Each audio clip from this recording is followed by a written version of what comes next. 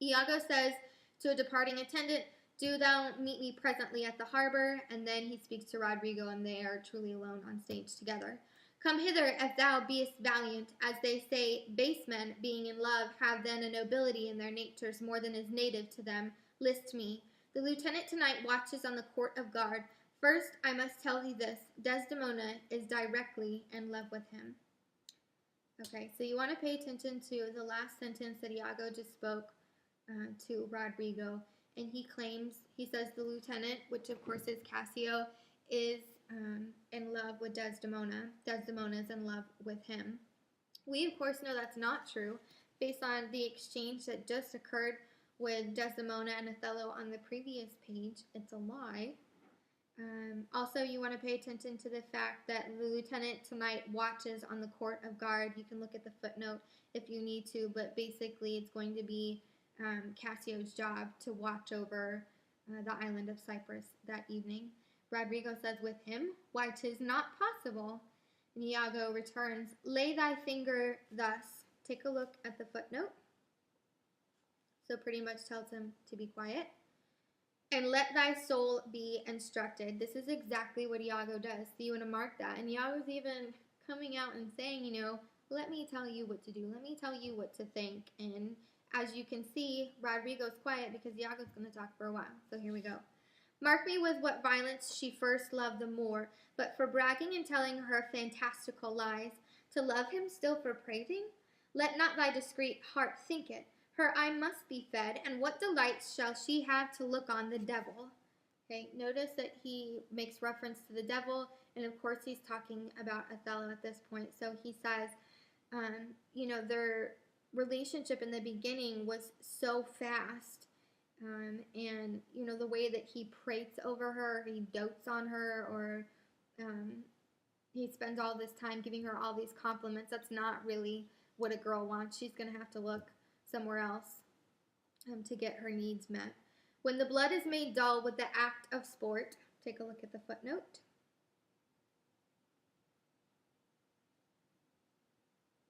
Okay, so of course we're talking about sex.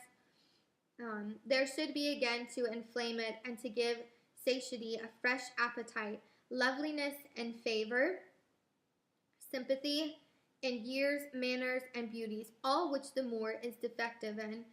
So Iago makes this little mini list here for Rodrigo and says she's going to get sick of having sex with Othello, and she's going to have to look to someone else for these reasons. So you take a look at the footnote, and it gives you those reasons that she's talking about. So appearance, so Othello's not that good looking. Sympathy, so the similarities that they have, which we've talked about the differences in their age before.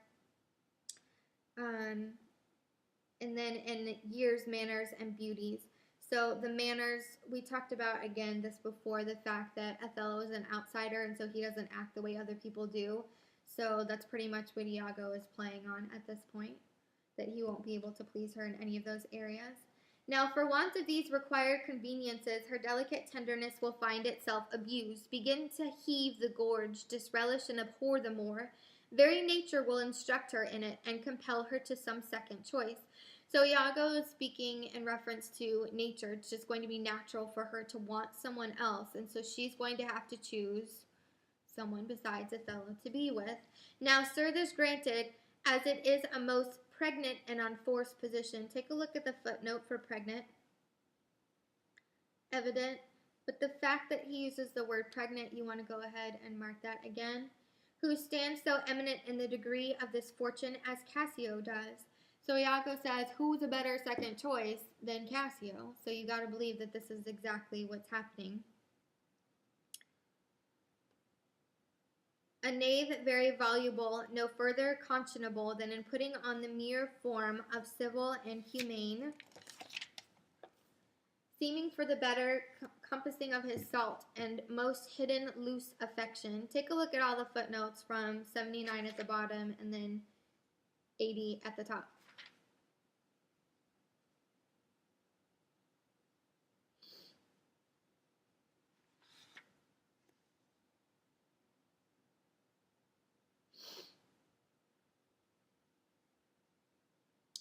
The only I guess, addition that I would make to footnote 231 when it says salt, licentious, that just means sexually unrestrained to help you with your understanding there.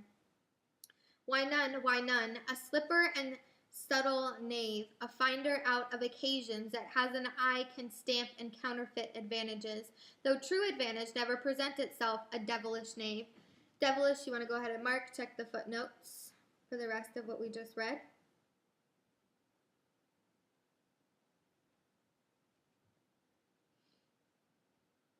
So this slippery person that can create favorable opportunities for himself, he's of course talking about Cassio, that Cassio sees what's happening and he wants to be there and be ready to be Desdemona's second choice.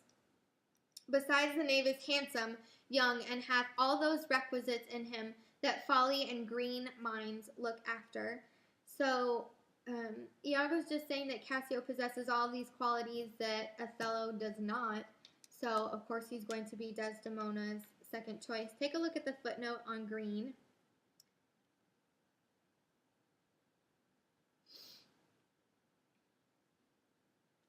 Okay, immature or younger is what we're talking about here. A pestilent, complete knave, and the woman hath found him already. Him, of course, being Michael Cassio. I cannot believe that in her. She's full of most blessed condition. Take a look at the footnote, and it just tells you disposition, that she wouldn't act like that. She wouldn't do that to Othello. Iago comes back. Blessed fig's end. The wine she drinks is made of grapes. So, she's not someone special. She's not out of the ordinary. The wine that she drinks is the same as the wine that every other woman drinks. If she had been blessed, she would never have loved the more. Blessed pudding. Didst thou not see her prattle with the palm of his hand? Didst not now mark that? Take a look at the footnotes if you need.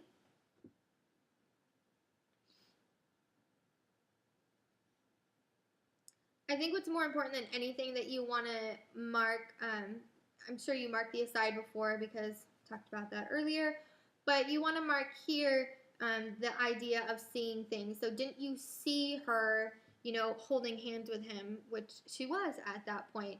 Didn't you see that? Go ahead and mark that word see, because seeing things with your eyes and inferences that you will have to make throughout the play, or inferences that these characters make throughout the play, is something that you want to take note of and mark. This also characterizes Iago because he literally sees everything and he holds on to information and he uses it when it's to his best advantage. Yes, that I did, but that was but courtesy, and Rodrigo's right. It was just a courtesy at this point, but Iago twists it. Lechery by this hand, an index and obscure prologue to the history of lust and foul thoughts. So Iago is saying, don't be stupid. This is what happens before all the sexual stuff that's going to be coming. They met so near with their lips that their breaths embraced together, which is a horrible image for Rodrigo to think about since he's in love with Desdemona.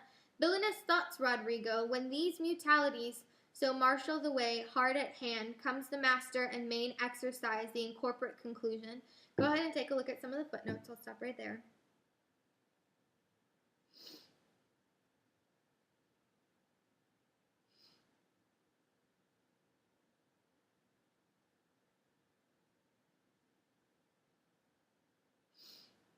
Pish, but sir, be you ruled by me. I have brought you from Venice. Watch you tonight for the command. I'll lay it upon you. Okay, so here's where Iago's going to start in with the next portion of his plan. So Iago tells him, I'm the one that brought you from Venice in the first place. So here we go. When he says watch you, take a look at the footnote at the bottom. So he's telling Rodrigo to stand watch tonight. Cassio knows you not. So Cassio and Rodrigo don't know each other. Plus, you remember that Rodrigo is wearing a fake beard to disguise himself at this point. I'll not be far from you. Do you find some occasion to anger Cassio, either by speaking too loud or tainting his discipline, or from what other course you please, which the time shall more favorably minister? Take a look at those last two footnotes and what Iago says at this point.